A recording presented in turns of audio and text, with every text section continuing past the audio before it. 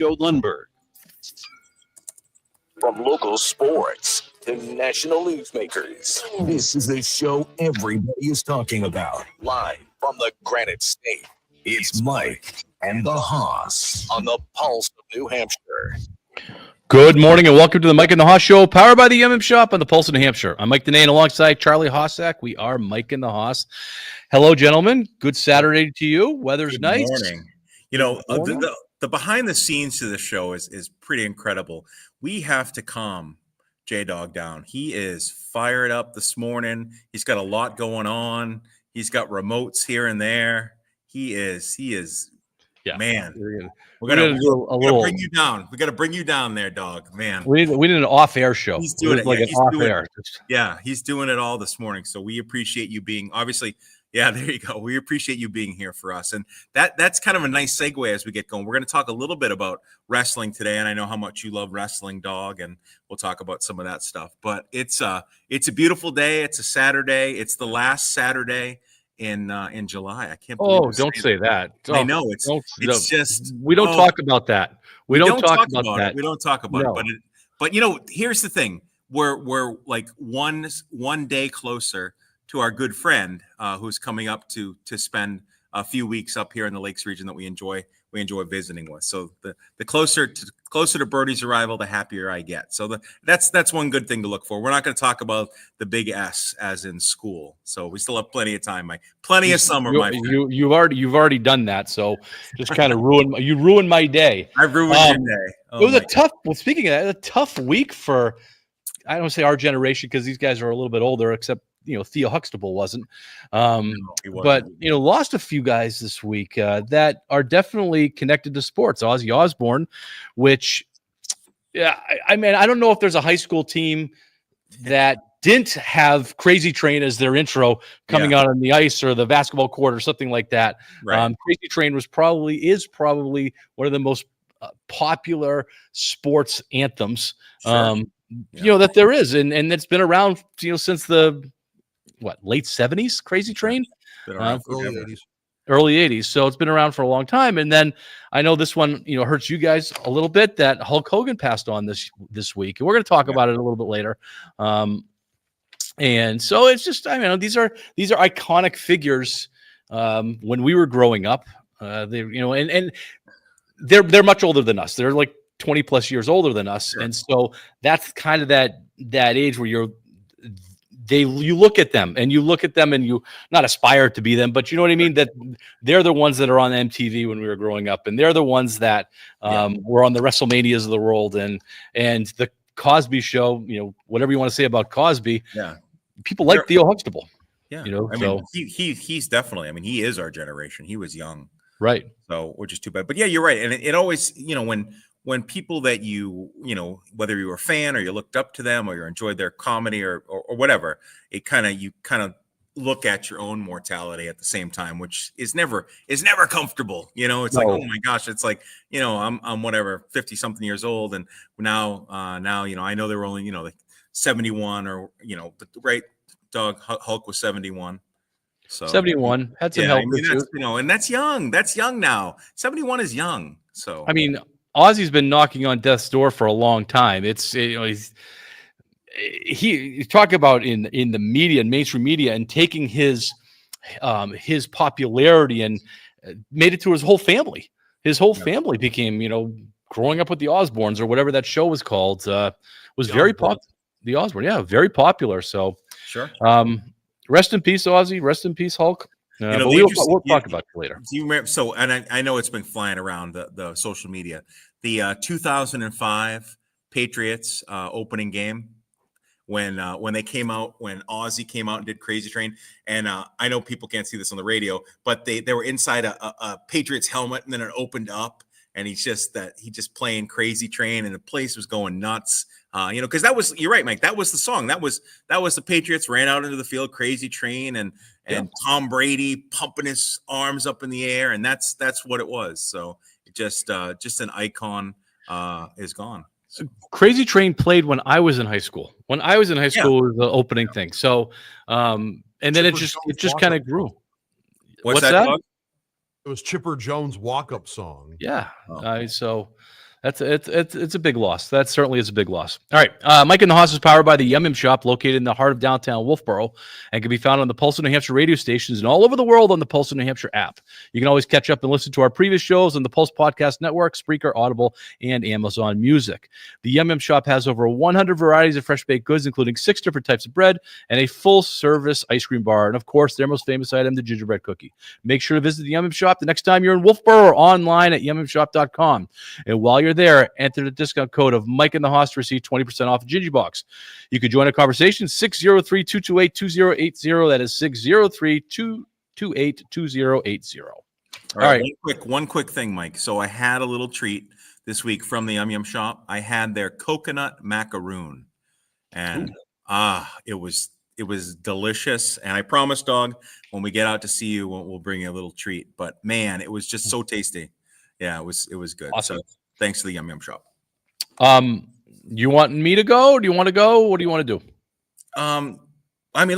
We could talk. Why don't we continue? I mean, we started a little bit talking about Hulk. So why don't we continue talking about Hulk? All right. Opening takes brought to you by the Back Bay Boathouse, where you can enjoy delicious food and drinks right next to the lake. Don't forget to order the $5 Mike and the Hoss penalty box during happy hour, Monday through Friday from 3 to 5 p.m. And make sure you tell them that Mike and the Hoss sent you. That's the Back Bay Boathouse. And today is a big day for Back Bay Boathouse because they are sponsoring our trivia. So correct. We're going to get a chance to win a gift card to the Back Bay Boathouse. And it's a beautiful weekend, or at least a beautiful day today, to enjoy the Back Bay Boathouse. All right. So we kind of started with the, remembering Ozzy Osbourne and Hulk Hogan. And Hulk Hogan recently passed away, as we know, age 71. And this, obviously, my opinion, Dog's going to chime in. Dog is the resident professional wrestling expert on this panel. But for me, it was Hulk Hogan that really transformed professional wrestling. Now, I became a fan. I'm still a fan indirectly. I mean, not a crazy fan, but I do like. I like the storylines. But Hulk Hogan back in the 80s, he was just like that kind of that Hulkamania. What was that, like 84 to 89? When that was huge. And for me, growing up at that time, I loved watching professional wrestling. I would always tune in. I mean, Hogan had the charisma, he had the physique, he had the 24-inch biceps. I mean, the guy was just a stud. He's 6'7", and I like in his peak, he was like 6'7", 305 pounds, just a mammoth dude. And that was back when no one, nobody could body slam Andre the Giant and this and that, and you saw that happen. And then Hogan went on to star in, maybe not star, but he was Thunder Lips in Rocky III. Not as good as Rocky IV, but still a pretty good movie. And he was part of that. And then he had his own movie, of course, No Holds Barred in 1989. And his image was everywhere. Lunchboxes, vitamins, whatever it was, Hulk Hogan. And he had his catchphrases, and he called everyone brother. And Hulk Hogan at that time was probably as high as you can be.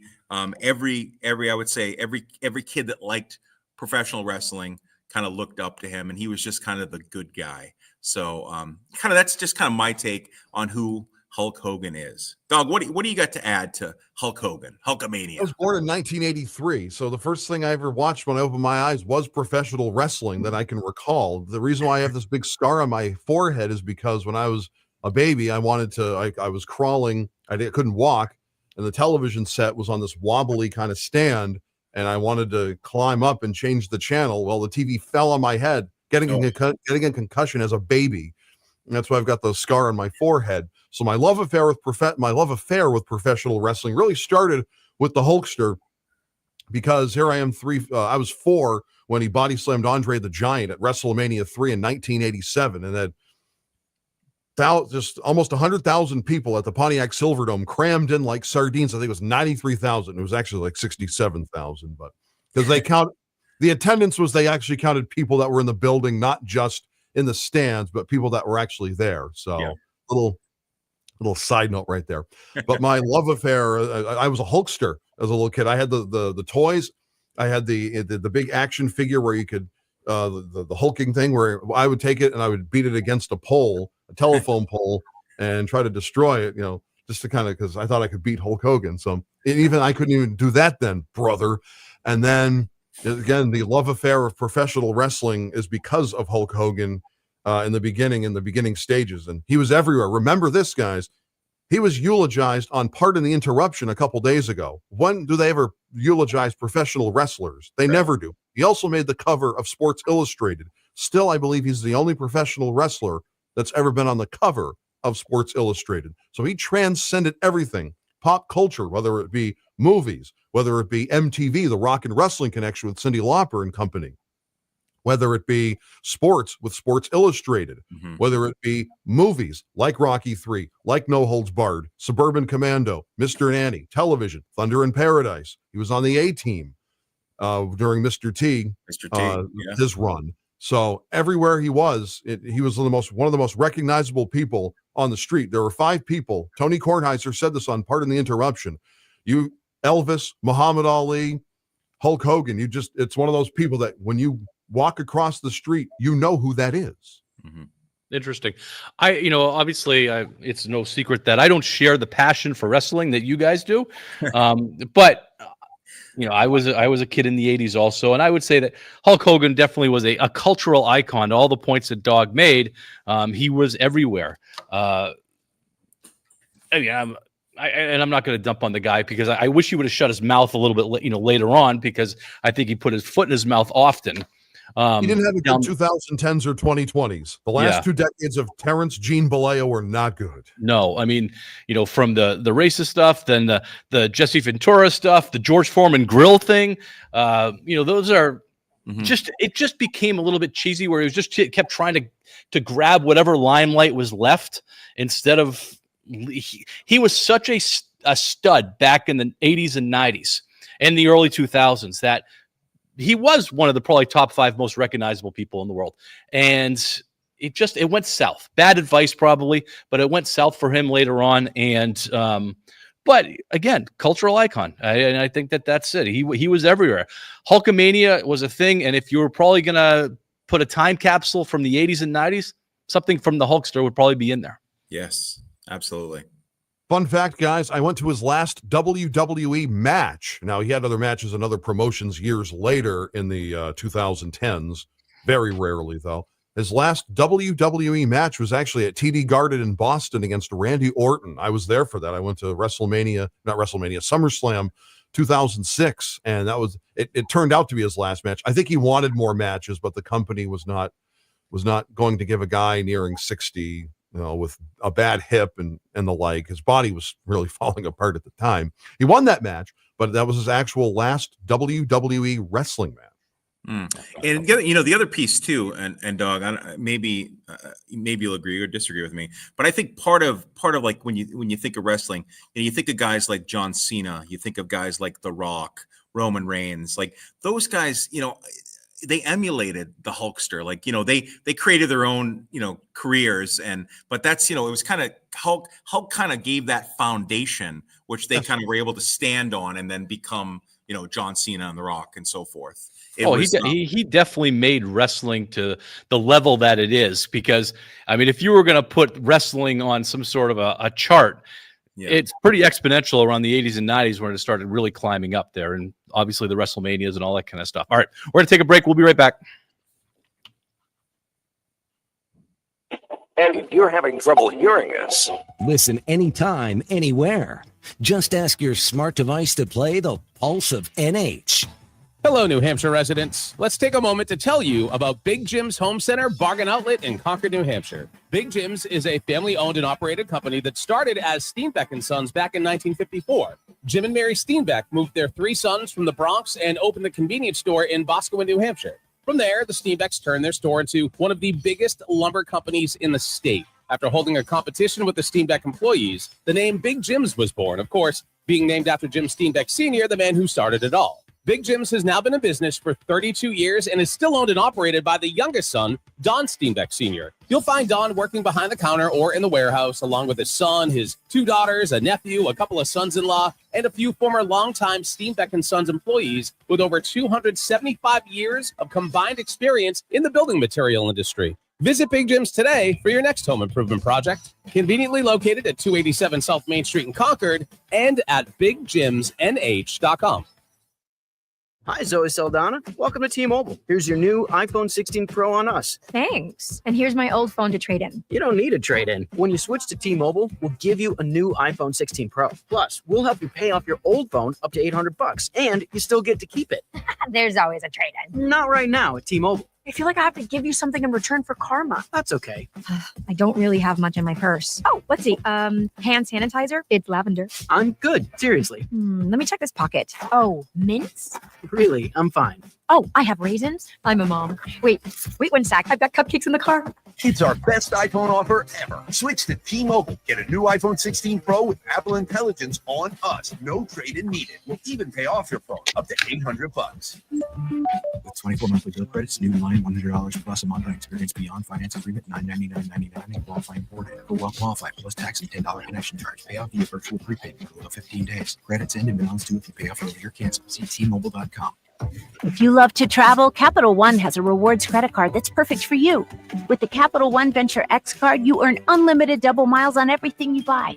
Plus, you get premium benefits at a collection of luxury hotels when you book on Capital One Travel. And with Venture X, you get access to over 1,000 airport lounges worldwide. Open up a world of travel possibilities with the Capital One Venture X card. What's in your wallet? Terms apply. Lounge access is subject to change. See CapitalOne.com for details.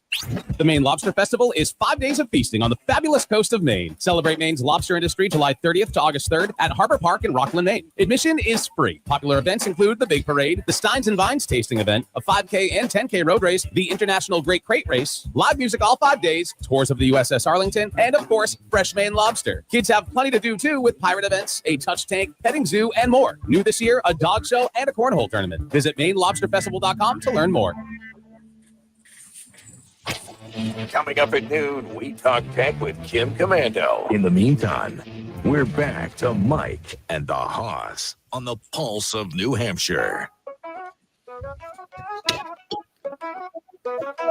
Mike and the Hoss, sports talk classics in New England Magic, broadcast fantastic. Wolfboro crew where the echoes scream. Fathers, coaches, chasing the dream. Baseball chat, Fenway Green, discussing legends, history scene. We wanted to have some Aussie, but we were going to be put in Facebook jail if we did that, so we opted not to. Yes, it's funny. We've been there, so we don't want to go there again. We have been there. We broke out a couple times, but not demonetized. Right. Once it seems to be a yearly thing that when the Little League playoffs and World Series start up, there's some sort of controversy going on. And back to, correct me if I'm wrong, Danny Almonte, I think was the 15-year-old pitcher. That 2001. Yep, I remember it. I was 18. And ever since then, it's just one controversy after another. So we're going to talk about a couple controversies that are happening. We're not even in August yet, and we got controversies in Little League. And that's going to be our New Hampshire sports segment. So New Hampshire Sports brought to you by Bailey's Bubble. Family owned and operated Bailey's Bubble in downtown Wolfboro serves the finest ice cream in the state from May through October. If you can't make it to Wolfboro for ice cream, you can still order their hot fudge, panucci, and butterscotch sauces at baileysbubble.com. My favorite is their homemade hot fudge. When placing your order, don't forget to tell them that Mike and the Hoss sent you.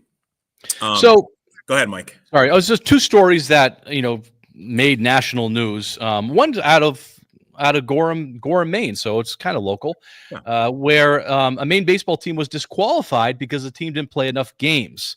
So they have a minimum requirement of 12 games. Because of the weather, they could not get all their games in, and they obviously were not able to play. The problem, and so they were disqualified because they didn't have the minimum number of games. The problem that I have, and this is something that we talked about a few years ago with hockey, Charlie, when remember the New Hampshire hockey team that got eliminated before the finals, that they did not disqualify the team until they made it through a couple rounds. Right. And so they were allowed to come into the tournament. They won some games in the tournament. They were working their way to the finals. They were considered, they did lose a game, but they were considered one of the favorites now, and they were going to be playing in the finals. They had to beat the team twice, something like that. And then it was brought, and they were notified that they were disqualified because They did not play enough games. Right. Not taking into account that we had one of the wettest springs on record, not taking into account that, they didn't have any lights, so they couldn't play night games, Right. which is a real disadvantage and, needs to also be looked at. Really unfortunate. But the biggest problem that I have is that should have been addressed before the tournament. And solved before the tournament, not put these kids in a position where they get their hopes up that they're going to be going to Bristol, Connecticut, because that's where the next round was going to be. Right. And they had to get through one game and then take that away from them. Very similar thing happened with our friends for the hockey team from the Wolves, where they were told before the finals that they would not be allowed to play. Yeah. Well, it's Not interesting, Mike, we have kind of firsthand experience with this. So, and we have it through not Little League, but we have it through Cal Ripken. Now, it's interesting. Prior to the show, I did a little research. Little League itself, it's interesting. Little League requires you to play 8 regular season games. Unfortunately, Maine, and this was to be able to be eligible for the Maine state tournament, as you said, it was 12 games. So they did not meet the minimum. Now, the process, like when we coached the district team, in order to coach the district team, I mean, you pretty much had, you had to have a picture of the kid, pretty much their whole bio, birth certificates, everything. There had to be the president. Birth certificate. Yeah. The president of the Cal Ripken League had to sign off that the minimum amount of games were played with the scores. All of this stuff was vetted prior to us even seeing the first pitch of districts. You have to win districts to move on to get to states. So all of this stuff was taken care of. If any kid couldn't play because of ineligibility, that was all handled. So not only was it taken care of by the coaching staff and that Cal Ripken board, for example, it then was the kind of the big honcho had to see it. The district coordinator also had to give his or her blessing. So there's kind of a system of checks and balances that I don't know what the heck happened here in Gorham, Maine. And there's clearly a breakdown in communication. And I get the weather, Mike, and I get all this. And there's kind of ways that you can still get your games in even with bad weather. I mean, you can play 2 4-inning games and things like that. They could have requested a waiver on that because of the weather, but because it wasn't brought to attention, they weren't able to request the waiver until before the game, and Little League said it was too late. But this could have happened if this would have been addressed before the tournament, then they could have done that. Again, this is an adult issue that affects kids, and that's absolutely that's what it comes down to. Yeah, it's really dotting your I's, crossing your T's, and it's an adult issue. The kids have nothing other than the fact that they're disappointed. So. Now the other one is a little bit more national. You want to do that one, Charlie? Yeah, the other one took place in New Jersey. The kid's name happens to be, I think it's a cool name, Marco Rocco. He's 12-year-old. He's from Haddonfield, New Jersey, and he hit a home run on July 16th. He hit a 2-run homer in the final of the sectional tournament, and he did a little bat flip. Hits the bomb, hits the dinger, and then as he's going to first, does a bat flip. Now, some people could argue he launched the bat, but a bat flip is a bat flip. And after he touched the plate, he was ejected and suspended game over what was called with Little League rules, not only just unsportsmanlike, but called horseplay. So, which is against Little League rules. So what happened was, the parents are pretty upset that, they were then going to go on to compete in the state tournament for the rights to go to the Little League World Series. So the father got the judge involved, got the law involved, and there was kind of a temporary restraining order until this judge would make a decision. Long story short, and I want to read a little bit about what Little League had to say and talk about how you guys feel about this. Long story short, the judge allowed the kid to play in the game.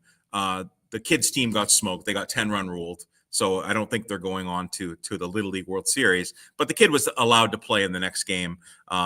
This is what Little League had to say, and just kind of take this kind of with a grain of salt. If you look at any hype videos for Little League, you see kids flipping their bats after hitting a home run.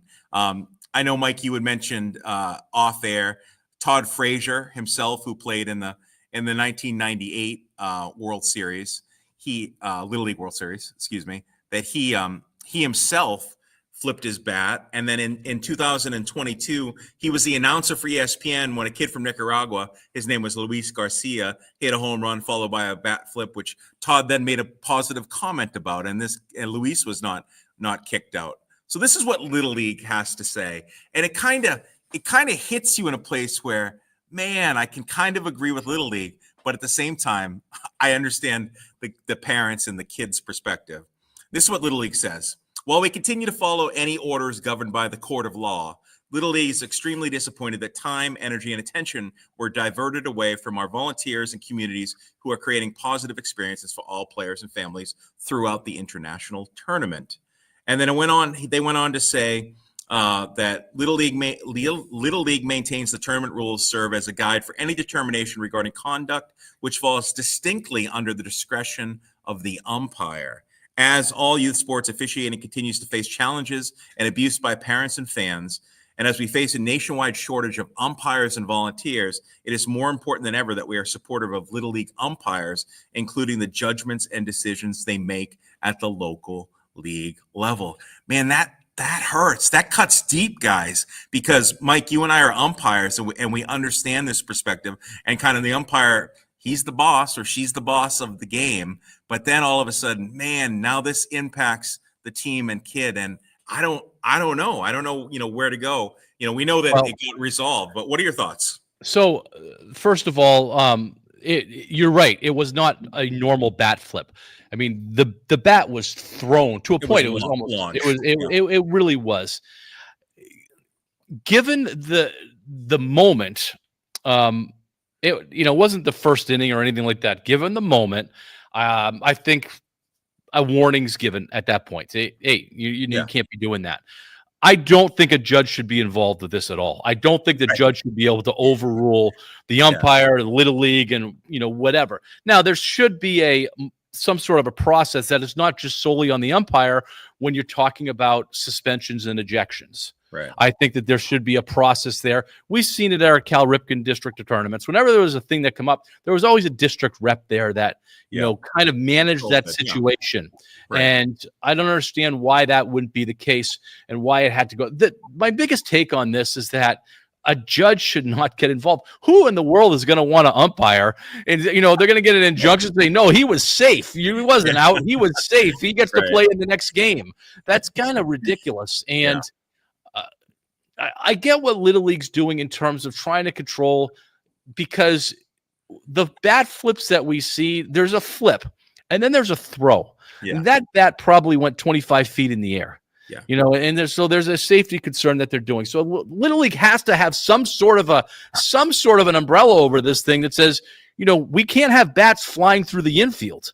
There's got to be something that's there. Yeah. But defining that is a challenge, but it's up to Little League to define that. It's not up to Judge Smales over at the courthouse to define that. So you know what I mean? There's got to be something that works together. But I don't think it should be just on the umpire. I think the umpire, almost like how protests works, the umpire needs to declare, I'm submitting this name for suspension, or submitting this name to be looked at by the district personnel or whoever it is.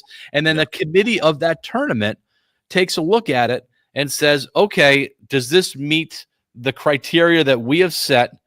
After they think about it for a little bit, does this meet the criteria we have set to warrant an ejection or suspension or whatever? Not on the moment's notice from the umpire. Yeah. Because we've umpired. One more thing, Charlie. We've umpired, and there's a lot of stuff going on. And to make, it's hard enough to make out and safe calls, and now you're making judgments on whether somebody did something so egregious that they should be ejected. They should be referred. A umpire should be referring for ejection, but they should not be ejecting or suspending, rather. Would probably be a better way to say that. I'm going to put myself in this umpire's shoes, right? Because we can do that. We both umpire. I agree with you, Mike. So in this situation, the kid launched the bat. So this is going to be, the kid's going to hit his home run. He's going to touch home plate. He's then going to have a discussion with me and maybe the other umpires that are there about, hey, this was a safety issue. We know you're excited. Kind of make it a teachable moment. Kind of warn the coach. Warn the bench. Talk to the other coach and say, here's the situation, and really kind of make it a teachable moment, because we would have heard already. People are like, well, what if he had done something earlier in the game? We would have heard about that. Nothing had happened before. It's not like he flipped the bat before and it had already been warned. And the other piece is with the umpire who then decides to eject him. even if I support that, I guess what the umpire probably didn't realize was in a normal game, like if this were a regular season game, the kid's ejected for the rest of the game. He can play in the next game. This, because it's the tournament level, you have to sit for the following game. So there's not only do you lose this game, you lose the next game. And I'm sure the umpire wasn't thinking about that. He's probably thinking like, I'm just tossing this kid, and that's going to be it. So I don't know. What are you thinking, Mike? I think I said it. I don't think a judge should be involved, and forget about the judge. Forget about the judge. Put yourself. You're the umpire. Are you doing the same thing I'm doing, or are you going more extreme? I don't know. It's hard to put yourself in that shoes because where did that bat land? Was it really that much of a safety issue? Was this kid you don't know the history behind this. Yeah. And so it's really hard. And that's why I don't think these kinds of suspensions should be on one person. I wouldn't want it to be on one person. I'm not absolving the umpire of making the decision. I think the umpire submits a name or refers a name to be brought to the committee or whatever you want to call it. Yeah. And then they make a decision that way. It should not be the umpire that's suspending the kid. I think the umpire can eject the kid. That's different. Right, of course. We can eject anyone we want. But for the suspension part, that should be referred. And that's where I think it should just be referred. And so then people with cooler heads could sit down and say, okay, does this meet the stuff that we need for suspension, or is this just an ejection from the umpire? So, Yep. All right. When we come back, we are going to be doing some trivia that's going to be a wrestling question. So all you professional wrestler fans out there, get ready because you're going to win something at the Back Bay Boathouse. We'll be right back. News, information, and discussion. This is 107.7 WTPL. With several projects in full swing, there's no need to make a long trip to a big box store. Time is valuable, and weekends are short. Sear Lumber in Warner makes your trip for materials quick and easy with no compromise to selection. Sear Lumber has everything you need to build anything from a small addition to an entire house from start to finish. From doors, windows, and decking materials to interior trim, a full-service lumberyard, Ace Hardware store, and even a full line of Benjamin Moore paints to finish your project. Sear Lumber truly is your first and last stop for all things home improvement. Warm summer afternoons and evenings are a great time for barbecue, and Sear Lumber offers a full line of Weber grills with propane filling now available for your tanks. However, it's not too early to think about winter heating. Sear Lumber has hardwood pellets available for early pre-buy with free delivery. Now open 7 days a week, Sear Lumber is ready to help start and finish your next project every day. Sear Lumber, located right off exit 7 on I-89. The brands you know and trust, close to home, and supplying everything your next project calls for. Visit SearLumber.com. That's CYRLumber.com. No one knows your yard like you do. The curves, the corners, the way the grass grows thicker near the big shady maples. You've walked it, trimmed it, cared for every inch. So what if you took your lawn to the next level? What if you did it with a mower built for comfort, speed, and precision? Meet the Kubota Z400 from MB Tractor Equipment.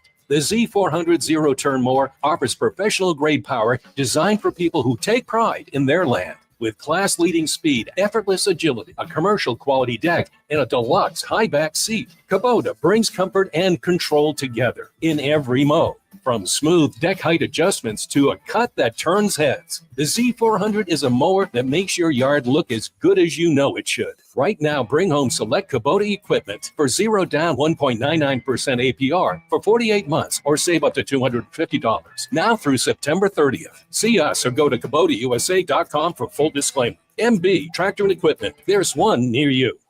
Hi, this is Dr. Stephanie from Crossroads Chiropractic. Adjustments changed my life as a child suffering chronic ear infections and saved my parents from a lifetime of chronic neck and back pain. When I grew up, I became a chiropractor to help other families live healthier, happier lives with less pain and more vitality. We've been voted best chiropractor year after year and literally helped thousands. But one of my proudest accomplishments is creating a second generation of chiropractors. Hi, this is Dr. Brooke. I'm the little girl from the Crossroads commercials in the 2000s, and now I'm a chiropractor too. I share my mom's passion for leaving the planet healthier than we found it. Together with my husband, we are carrying on the Crossroads legacy. Crossroads is different. We're not a quick fix place. We do a careful examination, get to know your health concerns, and we make a plan for correcting your unique spinal misalignments. Find out how good being well-adjusted can be. A complete exam with any necessary x-rays is just $59 at Crossroads Chiropractic in Bedford, Pembroke, Epping, and Meredith. Find out more at crossroadschiropractic.com. Get in touch with the show anytime at thepulseofnh.com and on the free-to-download Pulse of NH app. Now, back to Mike and the Haas on the Pulse of New Hampshire.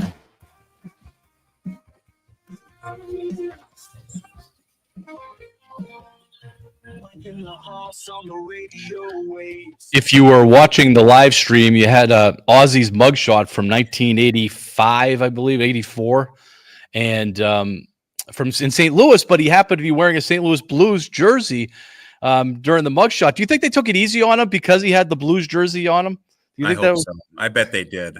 Yeah. And you know what else? You know what else started in 1984? Hulkamania, baby. Oh, yeah. Speaking of Hulkamania, it's time to do some trivia. This week we're sponsored by the Back Bay Boathouse, $25 at the Back Bay Boathouse in Wolfboro. All right, Charlie, let us have so it. Good, and their deck is so beautiful, and you can get some delicious frozen drinks. All right, here we go, wrestling fans, or just, you don't need to be a wrestling fan for this. This is mainstream, baby. All right, Hulk Hogan. He held the WWF Championship for over 4 years, starting in January 1984. His legendary first title reign came to an end in February 1988. Who defeated him to win the championship? So Hulkamania, baby. It was from 84 to 88. It was going crazy. He was the champ. I want to know, in February of 1988, who defeated Hulk Hogan to win the championship? If you know it, 603-228-2080, 603-228-2080 for a chance to win a gift card to the Back Bay Boathouse. All right, we got a few minutes before our next break. We want to talk about the Red Sox. The Red Sox are in a gauntlet of part of their schedule, probably the hardest part of their schedule. They played a strong second-place team in Chicago, a strong second-place team in Philadelphia. They lost 2 out of 3 on both of those series. And then they're hosting the Dodgers this weekend, which are obviously, is like an all-star team. The Dodgers are like an all-star team. They lost last night, so they're on kind of a downward run. Today they have Crochet and who's throwing for the Dodgers? I knew this. Kershaw's throwing for the Dodgers. Yeah. So obviously a very big game. I believe that's going to be on the Pulse of New Hampshire today at 6:15 pregame and 7:15 first pitch, dog. It's nationally televised on Fox, but of course you can listen to it on the radio here on the Pulse of New Hampshire. Awesome. Yes. Our poll question is going to have to do with the Red Sox. Are we looking at them being buyers or sellers at this point, Charlie? Where do you think they're going to lead to? The deadline is Wednesday or Thursday, and I'm not sure where are they going to go. What's the direction? The deadline's Thursday, July 31st, 2025. I think the Red Sox are going to be buyers. I think they're in a situation now. I mean, they're 7.5 back in the East, but they still have a wild card spot. They're 55-50. I think the Red Sox, this is a team that can make the playoffs, and they just need to improve their roster just a little bit. And I think they're going to be buyers. They're going to be buyers. I'm sorry, not sellers, buyers. So what do you think, Mike? I think they're going to stand pat. I have a feeling that they're just going to go into it. They're going to say, we can do this. We can get the wild card spot with what we have. They're so into winning deals, winning trades, that they need to lose the trade. To make their team better, they need to lose a trade. They have extra outfielders. We know that at the major league level, they have extra outfielders. And you really should be thinking about getting rid of Duran or Abreu, one of those two, to try and beef up your pitching staff. They had a deal in place for Duran with Dylan Cease and their number 2 catching prospect. And they could use a catching prospect, especially one that could catch the ball. So they had that in place, but the Red Sox turned it down. You had an interesting take on why you think that they turned it down, that maybe it was the benefit of Jared Duran. That's the reason why they turned it down, which I never really thought about that. But if they're going to turn that down, they have a few more years of control with Duran, and they're not going to give up Duran unless they have control of whatever's coming in. And so they're not, that would make them sellers or buyers rather, but they don't want to give up control. They're always kicking the ball to the next year. They're kicking the ball the next year. We've been waiting for 2025 for a long time. We've been waiting for Meyer, Campbell, and Anthony to come up and see what they could do. Well, they're here, even though Meyer's on the DL right now, but they're here, and they're still not putting the money into the team in the middle of the year. This has been kind of ongoing now for a few years. We get to the trade deadline. They're relevant at the trade deadline. They don't do anything. And then they sink down. So it looks like that same thing happened again. It's going to be really interesting what happens when they come out of this stretch, because this is a really tough stretch that they're in right now. And I would venture to say that they really need to win these next 2 games against the Dodgers to have at least some sense of it, because they're going to drop out. I think they might have dropped out of the wild card last night with that loss last night. No, they're holding on to the third. But they're holding on to the third, but it's tenuous. There's a bunch of teams there, so they're going to need to win a couple games here against good teams, not just against the Nationals and the White Sox and stuff. They got to beat some good teams. Yeah. But the big, let's just jump ship. Let's do the poll question first, because that has to do with that. So, Dog, what were our poll question last week, and what are we doing this week? It was, with the swing off being all the rage for that one night in the All-Star game a couple weeks ago. Are you in favor of having the swing off replace extra innings in Major League Baseball, like in the regular season and the like? 100% on X, yes. And again, a tale of two social medias. About 75% saying no on Facebook at the pulse of NH. So again, a tale of two social media pages. 100% yes on X, 75% saying no on Facebook. That was the poll question last week. This week, the poll question is, will the Red Sox be buyers or sellers at the trade deadline? All right. All right.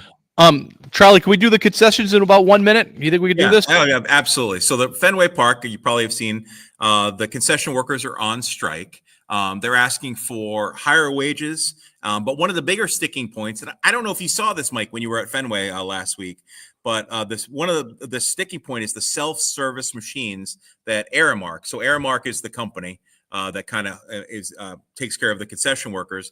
These were installed back in 2023 in Fenway, and these units, they're called the Mashgin units. They are AI-powered kiosks that dispense beer and popcorn without the need for human staff.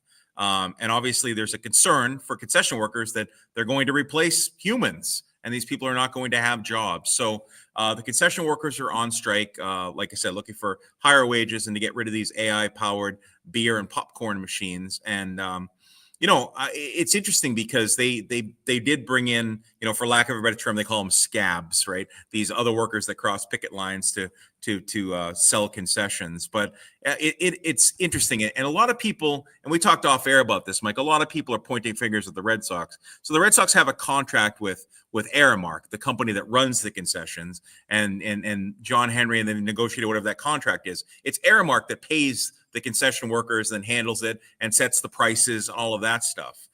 So we can't necessarily blame John Henry directly. No, but they're not going to get over we got to go, but they're not going to get over the AI thing. AI is taking over everything. That's not going to be. It's not going to be isolated to Fenway Park. It's going to be in a lot of things.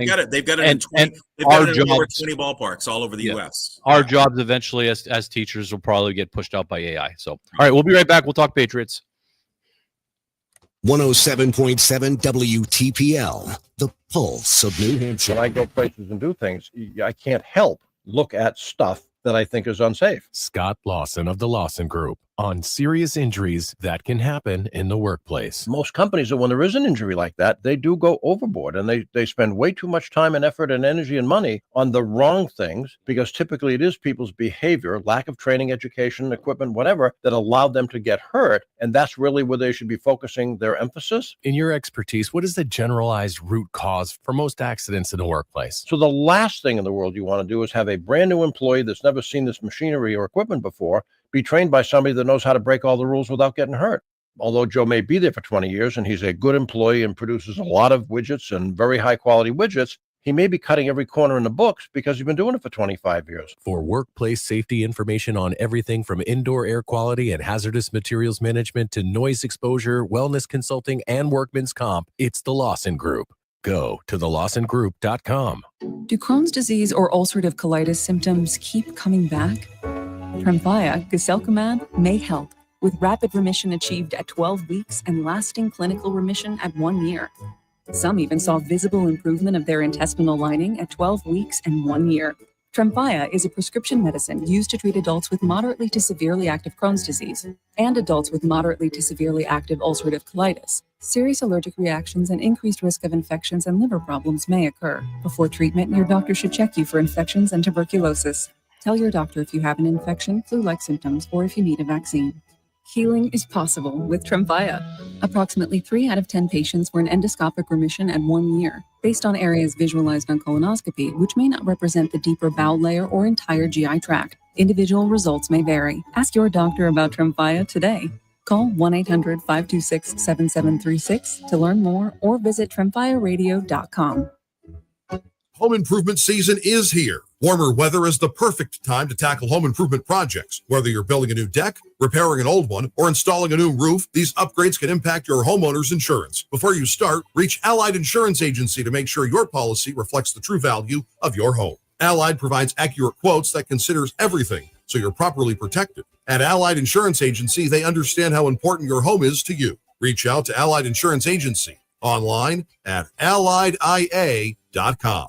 Hi, folks. Doug from the Lumber Barn. Building materials, lumber, plywood, millwork, hardware. Brand names you know. AZAC, PVC trim, TimberTech decking, Moisture Shield decking, rock wool insulation, Certainty roofing, IKO roofing, builders and contractors, homeowners and do-it-yourselfers. We got the supplies and free delivery. Check out our kitchen and bath design center.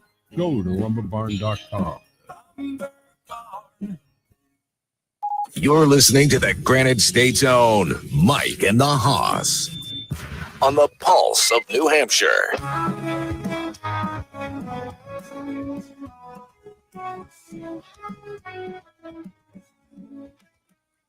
Mike and the Hoss on the radio waves. Teachers by day, coaches making So plays. Charlie, we gotta get a call for the trivia. 603-228-2080. What's the question again? Hulk Hogan held the WWF Championship for over 4 years, starting in January 1984. His legendary first title reign came to an end in February of 1988. Who defeated Hulk Hogan to win the championship? 603-228-2080. That's 603-228-2080 for a Back Bay Boathouse gift card. So in our midweek show, Overtime with Mike and the Hoss, we previewed Patriots season, Patriots training camp, and so on. So you can catch that on the Pulse Podcast Network. They had 4, so I think today's the 4th session, Wednesday, Thursday, Friday. Yeah, today's the 4th session. And I'm gushing. I am gushing hearing about the news that's coming out of New England, out of Foxborough, in terms of the organization, the accountability, what Vrabel's doing. And a lot of this is because we're comparing it to last year, or maybe even the last couple of years, to be fair to Mayo, the last couple of years, because Belichick didn't, he lost his fastball the last couple of years too. So, but when Mayo was there, it was just dysfunction from the beginning. It was dysfunction. All we heard about was dysfunction. We have heard zero dysfunction coming out of New England. The Stephon Diggs thing had the ability to be dysfunction, but whatever Vrabel did turn that thing around, or whatever Diggs did turn that thing around. Right. And now he's like the consummate professional, and Diggs is the best player on the field. May looks good. The offensive line, question marks, but May looks good. But the coaching staff seems to know what they're doing this year. They seem to be a professional coaching staff, and that is great news coming out of New England. I don't know if that's going to affect games at the end. I assume it will, because I think this coaching staff would have won a few more games last year with the talent they had last year. They're a little bit better than they were. Am I overhyping it? Am I overconfident because of the positive news that's coming out of Foxborough? No, I mean, we're doing what we do, Mike, but because we're both huge fans. No, but you're right. When you take a look, if you're just looking on paper and then you're looking at what's going on at training camp, this is night and day from the last couple of years. Vrabel knows what he's doing. He's been there before. He surrounded himself with coaches that have experience, that are actually coaching the positions that they've coached before. Having Josh McDaniels as offense coordinator is huge. I mean, this is a guy that knows New England inside and out. I am excited, and I think you're right. I mean, the Patriots aren't going to be the best team in the NFL, but I think there'll be situations just like last year where the Patriots have the opportunity to win a game, and it comes down to not what the players are doing on the field, but what decisions the coaches are making on the sidelines that could give them the opportunity and putting them in a position to win. And I have more trust and faith in this coaching staff than I've had in the past few years. And I think that equals more wins, Mike. So, maybe instead of 4 wins, maybe you're going to get those 8 wins. You're going to get those 9 wins because a lot of it has to do with coaching. Brady's first year, they brought in Mac Jones, but it was still the same coaching staff. You still had McDaniels. It was still a professional staff, and they made the playoffs. Then the next year is when it was the Matt Patricia, Joe Judge offensive coordinator year. We know what that kind of a disaster that was between Mac Jones and I even forget his name. What was his backup quarterback? Bailey. What was? I forget his name. Bailey Zappi, thank you, Zappi Mania. Zappi and then they got rid of the Matt Patricia thing, and they brought in, I can't think right now. Bill O'Brien. No, Bill O'Brien. They brought in Bill O'Brien, and he was dealing with the Bailey Zappi Mac Jones thing for the year and the dysfunction there. And then they got rid of Bill. They bring in Mayo without any real coaches on the staff. And Mayo certainly wasn't an overall coach. One thing that we talked about Vrabel on overtime was that Vrabel coaches every single position on the field. Right. He is a true head coach. He's not a specialist on one side of the ball. He's in the huddles. I was watching the offensive huddle. He was, wasn't 11 guys. There were 12 guys because one of them was Coach Vrabel. Yeah. He has his pulse on everything that's happening on the field and off the field. And as Belichick used to, when Belichick, like I said, he lost his fastball, but when he was the Belichick that we, believed in and Bill we trust, Belichick was in every huddle. He was at every part. He was in special teams. He was in the defensive meeting. He was in the offensive meetings. He met with Brady every week. You remember all the stories and narratives that came out of New England. That's where I see Vrabel. Vrabel has his thumb on everything that's happening down there. And I'm going to give some props because we dump on Robert Kraft a lot, for not spending money and for making some of the decisions. But it must not have been a very easy decision to get off of Mayo after 1 year.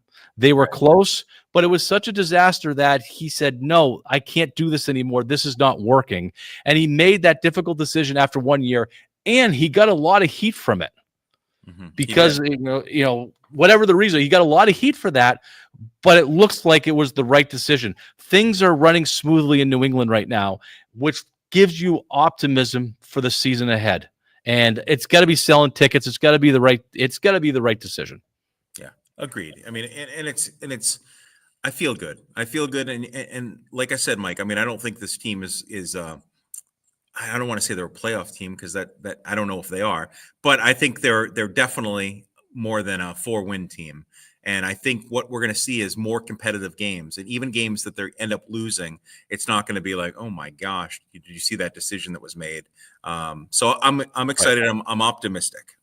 Yep, 32% of teams that won 4 wins made the playoffs the next year. So that's true. exactly where they're at. I want to let Dog. I'm going to let Dog answer the trivia question since we didn't have a winner this week. So Dog, and then you want to share a little something about whether or not it was really a win. So who defeated Dog? Who defeated Hulk Hogan in February of 1988 to take the title away from him? Controversially, Andre the Giant, and controversially because there were there were 2 Hebners. There was Dave and Earl Hebner. We didn't know the other Hebner, the other referee. And this was on Saturday night's main event, which got like 30 million people on NBC television. It was one of the highest rated specials and or wrestling anything on network television. And Andre the Giant finally was able to defeat the Hulkster.